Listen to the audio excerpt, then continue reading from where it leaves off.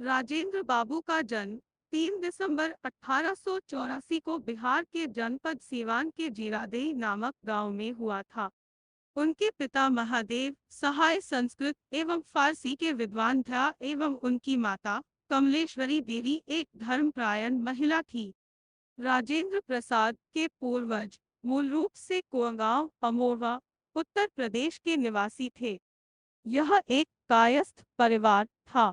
कुछ कायस्थ परिवार इस स्थान को छोड़कर बलिया जा बसे थे। कुछ परिवारों को बलिया भी रास नहीं आया, इसलिए वे वहां से बिहार के जिला सीवान के एक गांव जीरादेई में जा बसे। इन परिवारों में कुछ शिक्षित लोग भी थे। इन्हीं परिवारों में राजेंद्र प्रसाद के पूर्वजों का परिवार भी था। जीरादेई के पास ही एक छोटी सी रियासत थी, हथुआ। चूंकि राजेंद्र बाबू के दादा पढ़े लिखे थे, अतः उन्हें हथुआ रियासत की दीवानी मिल गई। 25-30 सालों तक वे उस रियासत के दीवान रहे। उन्होंने स्वयं भी कुछ जमीन खरीद ली थी। राजेंद्र बाबू के पिता महादेव सहाय इस जमींदारी की देखभाल करते थे। राजेंद्र बाबू के चाचा जगदेव सहाय भी घर पर ही रहकर जमींदारी का काम देखते थे। अपने 5 भाई बहनों में वे सबसे छोटे थे, इसलिए पूरे परिवार में सबके प्यारे थे। उनके चाचा के चूंकि कोई संतान नहीं थी, इसलिए वे राजेंद्र प्रसाद को अपने पुत्र की भांति ही समझते थे। दादा, पिता और चाचा के लाड प्यार में ही राजेंद्र बाबू का पालन पोषण हुआ। दादी और माँ का भी उन पर पूर्ण प्रेम बरसता था। बचपन में राजेंद्र बाबू जल्दी सो जाते थे और सुबह जल्दी उठ जाते थे। उठते ही माँ को भी जगा दिया करते और फिर उन्हें सोने ही नहीं देते थे। अतएव माँ भी उन्हें प्रभाती के साथ साथ रामायण महाभारत की कहानियाँ और भजन कीर्तन आदि रोजाना सुनाती थी। 5 वर्ष की उम्र में ही राजेंद्र बाबू ने एक मौलवी साहब से फारसी में शिक्षा शुरू किया। उसके बाद वे अपनी प्रारंभिक शिक्षा के लिए छपरा के जिला स्कूल गए। राजेंद्र बाबू का विवाह उस समय की परिपाटी के अनुसार बाल्यकाल में ही लगभग 13 वर्ष की उम्र में राजवंशी देवी से हो गया। विवाह के बाद भी उन्होंने पटना की टी के घोष अकादमी से अपनी पढ़ाई जारी रखी। उनका वैवाहिक जीवन बहुत सुखी रहा और उससे उनके अध्ययन अथवा अन्य कार्यों में कोई रुकावट नहीं पड़ी। लेकिन वे जल्द ही जिला स्कूल छपरा चले गए और वहीं से 18 वर्ष की उम्र में उन्होंने कोलकाता विश्वविद्यालय की प्रवेश परीक्षा दी। उस प्रवेश परीक्षा में उन्हें प्रथम स्थान प्राप्त हुआ था। सन 1902 में उन्होंने कोलकाता के प्रसिद्ध प्रेसिडेंसी कॉलेज में दाखिला लिया। उनकी प्रतिभा ने गोपाल कृष्ण गोखले तथा बिहार विभूति अनुग्रह नारायण सिन्हा जैसे विद्वानों का ध्यान अपनी ओर आकर्षित किया। सन 1915 में उन्होंने स्वर्ण पद के साथ विधि परास्नातक एलएलएम की परीक्षा पास की और बाद में लॉ के क्षेत्र में ही उन्होंने डॉक्टरेट की उपाधि भी हासिल की।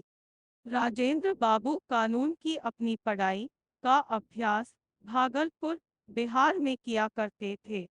यद्यपि राजेंद्र बाबू की पढ़ाई फारसी और उर्दू से शुरू हुई थी, तथापि बीए में उन्होंने हिंदी ही ली। वे अंग्रेजी, हिंदी, उर्दू, फारसी व बंगाली भाषा और साहित्य से पूरी तरह परिचित थे तथा इन भाषाओं में सरलता से प्रभावकारी व्याख्यान भी दे सकते थे। गुजराती का व्यावहारिक ज्ञान भी उन्हें था। एमएल परीक्षा के लिए हिंदू कानून का उन्होंने संस्कृत ग्रंथों से ही अध्ययन किया था। हिंदी के प्रति उनका अगाध प्रेम था। हिंदी पत्र पत्रिकाओं जैसे भारत मित्र, भारतोदय, कमला आदि में उनके लेख छपते थे। उनके निबंध सुरुचिपूर्ण तथा प्रभावकारी होते थे। 1912 में जब अखिल भारतीय साहित्य सम्मेलन का अधिवेशन कलकत्ते में हुआ, तब स्वागतकारिणी समिति के वे प्रधानमंत्री थे। सन 1920 में जब अखिल भारतीय हिंदी साहित्य सम्मेलन का 10वां अधिवेशन पटना में हुआ तब भी वे प्रधानमंत्री थे। 1923 में जब सम्मेलन का अधिवेशन काकीनाडा में होने वाला था तब वे उसके अध्यक्ष मनोनीत हुए थे, परंतु बीमारी के कारण वे उसमें उपस्थित न हो सके। अतः उनका भाषण जमनालाल बजाज ने पढ़ा था। 1926 में वे बिहार प्रदेशीय हिंदी साहित्य सम्मेलन के और 1927 में उत्तर प्रदेशीय हिंदी साहित्य सम्मेलन के सभापति थे। हिंदी में उनकी आत्मकथा बड़ी प्रसिद्ध पुस्तक है। अंग्रेजी में भी उन्होंने कुछ पुस्तकें लिखी। उन्होंने हिंदी के देश और अंग्रेजी के पटना लॉ वीकली समाचार पत्र का संपादन भी किया था। भारतीय स्वतंत्रता आंदोलन में उनका पदार्पण वकील के रूप में अपने कैरियर की शुरुआत करते ही हो गया था। चंपारण में गांधी जी ने एक तथ्य अन्वेषण समूह भेजे जाते समय उनसे अपने स्वयं सेवकों के साथ आने का अनुरोध किया था। राजेंद्र बाबू महात्मा गांधी की निष्ठा, समर्पण एवं साहस से बहुत प्रभावित हुए और 1928 में उन्होंने कोलकाता विश्वविद्यालय के सीनेटर का पदत्याग कर दिया। गांधी जी ने जब विदेशी संस्थाओं के बहिष्कार की अपील की थी, तो उन्होंने अपने पुत्र मृत्युंजय प्रसाद, जो एक अत्यंत मेधावी छात्र थे, उन्हें कोलकाता विश्वविद्यालय से हटाकर बिहार विद्यापीठ में दाखिल करवाया था। उन्होंने सर्चलाइट और देश जैसी पत्रिकाओं में इस विषय पर बहुत से लेख लिखे थे और इन अखबारों के लिए अक्सर वे धन जुटाने का काम भी करते थे।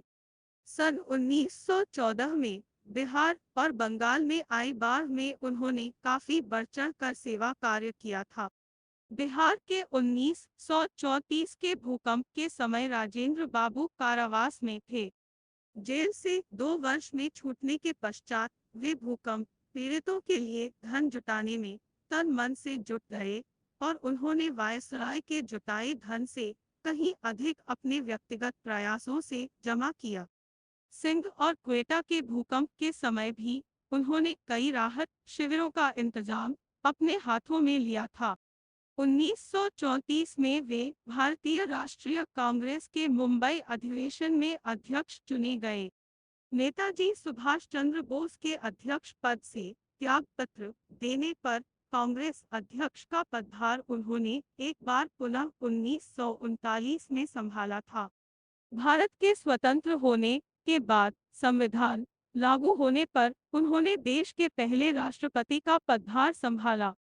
राष्ट्रपति के तौर पर उन्होंने कभी भी अपने संवैधानिक अधिकारों में प्रधानमंत्री या कांग्रेस को दखलंदाजी का मौका नहीं दिया और हमेशा स्वतंत्र रूप से कार्य करते रहे।